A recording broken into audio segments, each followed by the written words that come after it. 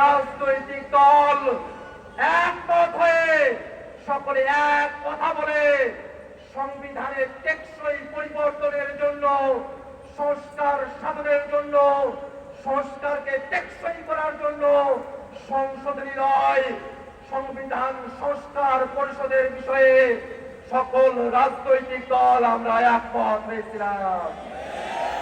কিন্তু দুর্ভাগ্যের বিষয়,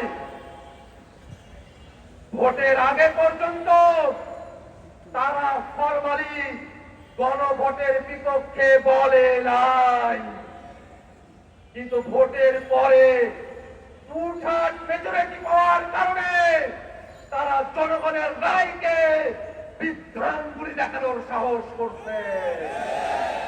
জনগণ গণভোটের মধ্য দিয়ে বাংলাদেশের রাষ্ট্র কাঠামোতে যে পরিবর্তন চেয়েছে, আজকে 2/3 ক্ষমতার জোরে তারা সেটাকে অমান্য করার পায়তারা করছে। আবার তারা সংবিধানের কথা বলছে, আর জনগণের ভোটে সংস্কার হবে সেটাকে বলে অবৈধ।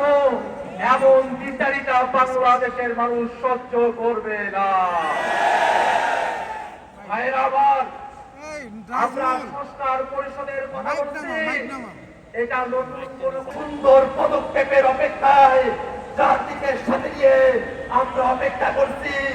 সংসদে রাজপথে কথা হবে সংস্কারের জন্য।